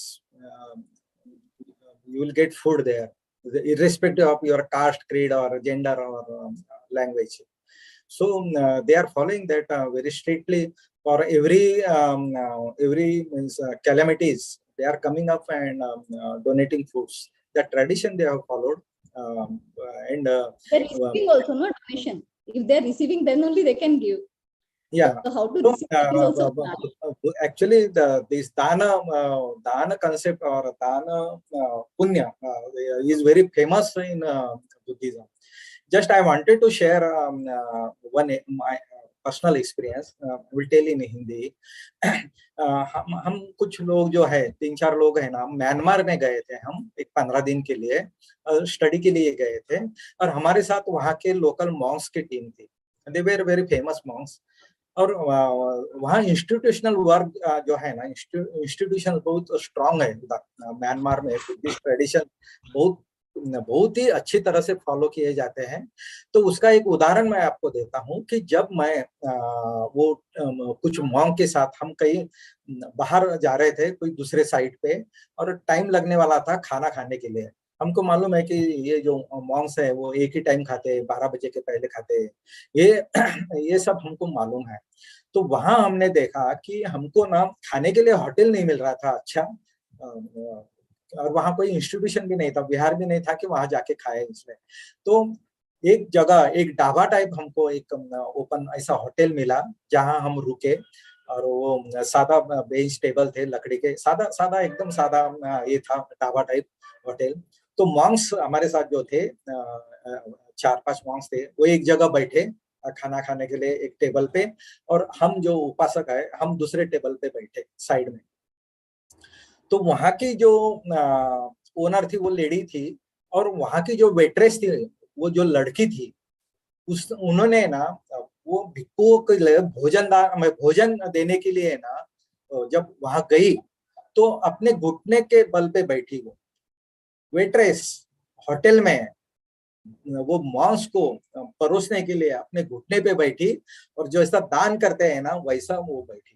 वो scene देखने के बाद मेरे आंखों में पानी आया कि ये क्या ट्रेडिशन है कितना रिस्पेक्ट है बुद्धिस्ट मॉन्क को, या ये धम्म का कितना डीप, ये कल्चर कितना डीप रूटेड है म्यांमार में। और हमारे तरफ तो ऐसा कुछ भी नहीं है, हमको तो भोजन दान भी देते नहीं आता है भिक्षु। हम इतना, हमारे डिक्लाइन होने के बाद, बुद्धिज्म डिक्लाइन होने के बाद पूरा कल्चर डिक्लाइन हुआ है हमारा इंडिया से। इसलिए हम वो फिर से कल्टिवेट करने की कोशिश कर रहे हैं, इंट्रोड्यूस करने की कोशिश कर रहे हैं बाकी देशों का देख के या बाकी मॉन्क्स को देख के।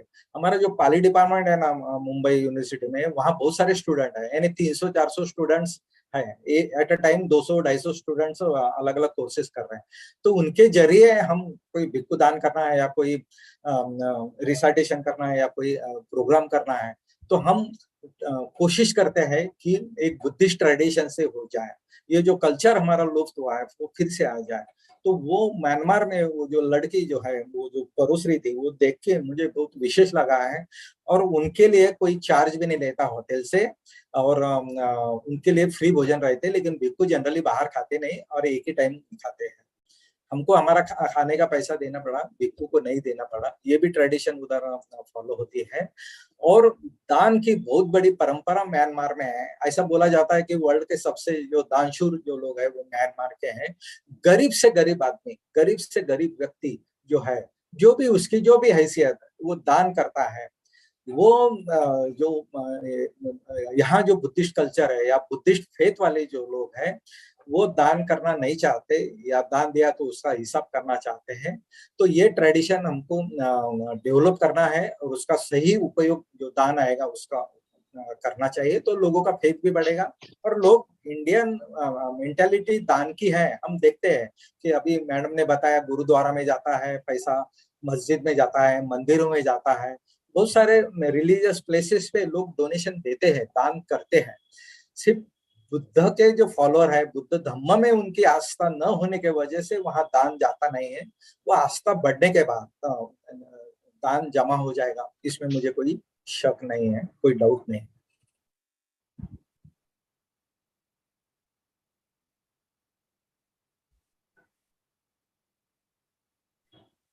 Sir, thank you for sharing for Mega's question. And there's two more people who would like to ask the questions. Param and Darshana. Param, please go first. And Darshana, meanwhile, can you text in the chat so that Sir can wrap it up, because we're running out of time and it's too late in India. Thank you. Thank you, sir. Yeah, thank you, ma'am. This is Parmeshwar here. Actually, I have a question, sir. Sir, the script which is being used for Pali, that is the Iyam Dhamma Lipi script. So, can we do something so that the means nowadays we can, means everywhere the script is being written in computer, we use the Unicode and ASCII code. So where everywhere means Brahmanical system made the Iyam Dhamma Lipi as Brahmi Lipi. So can we do something to make its identity as Iyam Dhamma Lipi only? See, some people, I understood your question, because these arguments are going in mass media, okay, digital media. So it is Dhamma Lipi or Brahmi Lipi. So we are not going on contents of the script, okay. We are not going what is written there, but we are going on dispute whether it is Brahmi Lipi or Dhamma Lipi. I am not going in that dispute. You say Brahmi Lipi, actually, I agree. You say Dhamma Lipi, I agree. Okay, that is not question of means dispute for me. What is written there? What is written there? That is important, na? Okay. Buddha has taken birth at Lumbini. That is written there. That is important, or that the name is important. So Brahmi, why Brahmi is said? It is oldest ancient language. That's why it is that name is given Brahmi. So it is not Brahmanical. But on actual the script written by the Ashoka, itself on that script it was written that this lipi is the Iyam Dhamma Lipi. So means why there is need to identify the, if it is self-defined? But you say Dhamma Lipi. Yeah, no, it is on the script, sir. I am talking about script only. Yeah. Yeah, you can name it Dhammalipi. Okay. But Since we have Sanskrit, to. see, it is language first. It is script. Some script is there. Okay, what name is given by earlier people, that is not important. Okay, they will give Brahmilipi or X Lipi or Y Lipi. That is immaterial. Again, I am saying that is one script. Give any name and read it, and read contents, understand contents. That's all. We are not going on Okay. name dispute, because we have a lot of Okay. challenges, lot of targets. We are not going on small things. It will not give any result.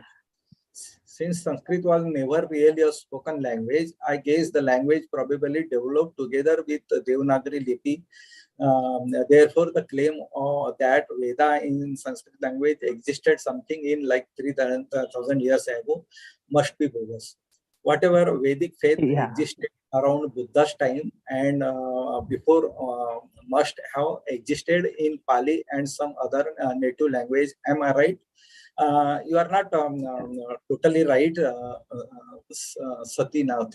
Okay, because some Veda, okay, in Buddhist literature we found reference of 3 Veda, not 4 Veda, Chatur Veda, no, 3 Vedas are, and it is said that Rig Veda is oldest literature. Okay, but it was not written. Just remember, it is the Sanskrit literature was not written that time, even Buddha's time also.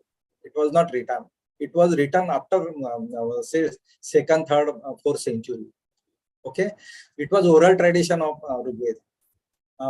Rig Veda is the oldest, but Pali language is going on from the beginning. It was mass language, it was public language, and so Buddha's teaching was in Pali language, and thereafter they it was gone to Sri Lanka, and they preserved in Sinhali language, then retranslated in Devanagari Pali language. Pali Devanagari. Devanagari say या Nagari say, and all scripts, okay, Devanagari or other scripts, okay, are originated from this Brahmi script. Whatever you give them, Dhamma script or Brahmi script, all scripts are, even Marathi, Devanagari is originated from this script. Just remember that.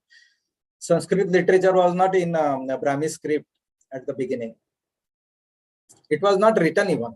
That's why there are many modification changes in their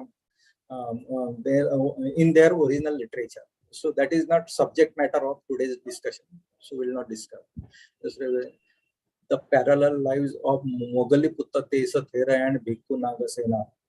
I don't understood this. No, that's for next upcoming session speaker, sir. Don't mind. We have one more person, Darshana, would like to share something experience, and then we will wrap up. Darshana, please unmute yourself and go ahead. Yeah, thanks, Sushma, for giving the opportunity. And I would like to thank Misalkar sir because his vast knowledge and experience, he's sharing the valuable knowledge in us. So thank you, Misalkar sir. Can I talk in Hindi if you don't mind? Yes, Yeah? Yes, sir. Sir, history अगर देखा जाए तो काफी पुरानी है Buddhism की, और इससे भी पहले हिंदुज्म की हिस्ट्री होगी ऐसे मुझे लग रहा है. So my question is that, तो अगर पाली भाषा हम लोग बोल रहे थे कॉमन पीपल में, तो संस्कृत भाषा का जन्म पहले हुआ था या पाली भाषा का जन्म पहले हुआ था? एंड द थिंग इज, जैसे कि हम देखते हैं कोई बाहर से अटैकर्स आते हैं तो पहले वो धम्म पे या फिर जो पूजा स्थल है वहां पे अटैक करके वहां के चीजों पे कब्जा करते थे. जैसे धम्म स्थल पे या फिर पूजा पे भगवान पे उन लोग ने अटैक किया, फिर उसको डिस्ट्रॉय किया, तो समझो उनका राज शुरू हो गया. वो अपना धर्म पे लोगों को खींचते थे. तो अगर बुद्ध धर्म पे यहाँ पे अटैक हो गया, बुद्ध धर्म 12,080 तक चला था, उसके बाद खत्म हो गया, लेकिन वही धम्म जब हम लोग अपनी अभी जनरेशन में देख रहे हैं और बाहर के कंट्रीज में हो रहा है, उसमें काफी डिफरेंस है सर. मतलब हम जो फॉलो करते हैं वो सही धम्म पे चल रहे हैं, क्योंकि बाहर की कंट्रीज, अपने म्यांमार का एक एग्जाम्पल दे दिया कि वहां पे लोग ज्यादा दान देते हैं, तो हम लोग उसी रास्ते पे चल रहे जो बाहर के कंट्रीज है, भूटान है, चाइना है, नेपाल है, क्या हम लोग वही धर्म फॉलो कर रहे हैं इंडिया में भी? नहीं, ये सवाल थोड़ा सा क्या बोलते हैं, थोड़ा सा एक एक एक शब्द में नहीं दे सकते, हाँ या ना ऐसा नहीं दे सकते। कुछ जो प्रदेश है ना वो कुछ और फॉलो करते हैं, कुछ प्रदेश कुछ और फॉलो करते हैं। जो तिब्बत साइड से आते हैं ना वो प्रदेश तिब्बतन बुद्धिज्म या वज्रयानी ऐसा कुछ फॉलो करते हैं। जो चाइना जापान वाले वो महायानी परंपरा को फॉलो करते हैं। लेकिन हम जिस पे जोर देते हैं, यानी हम और हमारे जो लोग हैं, जो हम थेरवादी परंपरा जो है, ओरिजिनल टीचिंग ऑफ बुद्ध है ना, त्रिपिटक जो है, बुद्ध ने क्या बोला है ये पहले हम स्टडी करते हैं। इसको थेरवादी परंपरा बोला जाता है, थेरवादी ट्रेडिशन बोली जाती है, कि जो कि श्रीलंका में बहुत ज्यादा मानी जाती है और म्यांमार में भी बहुत ज्यादा मानी जाती है। म्यांमार में अभिधम्मा का बहुत ज्यादा स्टडी होता है और इधर श्रीलंका में विनय पिटक, सुत्त पिटक का बहुत ज्यादा स्टडी होता है। तो हम जो मानने वाले हैं वो थेरवादी परंपरा को मानने वाले हैं। और हमारा कहना यह है कि पहले बुद्ध क्या बोलते हैं वो सुनो, वो समझो, बाद में आपका खुद का इंटरप्रिटेशन जो रहेगा आप वो आजादी है। पहले बुद्ध क्या बोलते हैं वो सुनो। इसलिए थेरवादी परंपरा जो है त्रिपिटक पे विश्वास रखती है, त्रिपिटक से रिलेटेड जो कथा है उस पे विश्वास रखती है या उसका स्टडी करता है, वो परंपरा फॉलो करते हैं। बाद में महायानी, वज्रयानी या बाकी भी जो कुछ अनेक सेक्ट उत्पन्न हुए हैं, वो लोगों को जो करना है करो, हम तो थेरवादी परंपरा को मानने वाले हैं। तो चाइना क्या करता है, जापान क्या करता है, वो हमारे लिए आदर्श नहीं हो सकते हैं। हमारे लिए जो आदर्श है ये या थेरवादी परंपरा है। थेरवादी परंपरा को मानने वाले देश क्या करते हैं वो एक साथ चलने वाले है, एक साथ हम चलेंगे। और इसीलिए सबसे वही रिक्वेस्ट है कि पहले ओरिजिनल पढ़ो, ओरिजिनल टीचिंग है, कैनोनिकल सोर्सेस पढ़ो, फिर आगे कहाँ जाना है जाओ। और संस्कृत का कुछ तो भी पहला सवाल पूछा था, तो मैं बार बार यही बोल रहा हूँ कि संस्कृत लैंग्वेज भी थी, लेकिन वो एक एलिट क्लास, एक पर्टिकुलर लैंग्वेज, पुरोहित की लैंग्वेज थी, आम आदमी की लैंग्वेज नहीं थी। और वो अलाउ भी नहीं करते थे किसी को वो समझाने के। उसमें में जो कुछ उनको लगता है नॉलेज प्रिजर्व है, उसका इम्पोर्टेंस तो न बुद्ध को लगा या बाकी भी जो संत महात्मा है, वेदों को उन्होंने कभी भी प्रमाण नहीं माना या उसको इम्पोर्टेंस नहीं दिया। उन्होंने अपनी थ्योरी डाली है, अपना धम्म, अपना टीचिंग दिया है। दे निग्लेक्टेड ब्राह्मणिकल टीचिंग और वेदों का दिया। तो वेदों में भी बहुत सारा फर्क पड़ा है। वेद मैं बोला ना ओरल ट्रेडिशन वाले थे, लिखित स्वरूप में बहुत लेट आ गए और उसमें भी चेंज होते गए। बाबा साहब ने ब्राह्मणिकल लिटरेचर में लिखा है, पहले वो किताब का क्या नाम था, जैसा महाभारत अभी आज जो है उसका पहले का नाम भारत था, उसके पहले जय नाम था, है ना, पहले भारत, तो बाद में जय नाम हुआ, बाद में महाभारत हुआ। तो ऐसे बदलते गए और पहले जो श्लोक उसमें थे उसमें एडिशन होती गई, उसमें क्या टीचिंग आया, एडिशन टीचिंग हुई, बाद में मॉरलिटी आई, क्योंकि बुद्धिज्म पूरा मॉरलिटी का है। बुद्ध का हर शब्द, हर वाक्य, हर सूत्र जो है वो मॉरलिटी की भाषा करता है। लेकिन ये जो पुराण ग्रंथ थे वो मॉरलिटी की भाषा नहीं करते थे, तो उनको वो जरूरी पड़ी, उन्होंने मॉडिफाई किया। तो हमको उनके लिटरेचर पे बोलना ही नहीं है, हम तो सिर्फ एक लैंग्वेज की बात कर रहे हैं कि पाली और संस्कृत पैरेलल है। सिर्फ लिखित स्वरूप में पाली पहले आई, संस्कृत बाद में आई।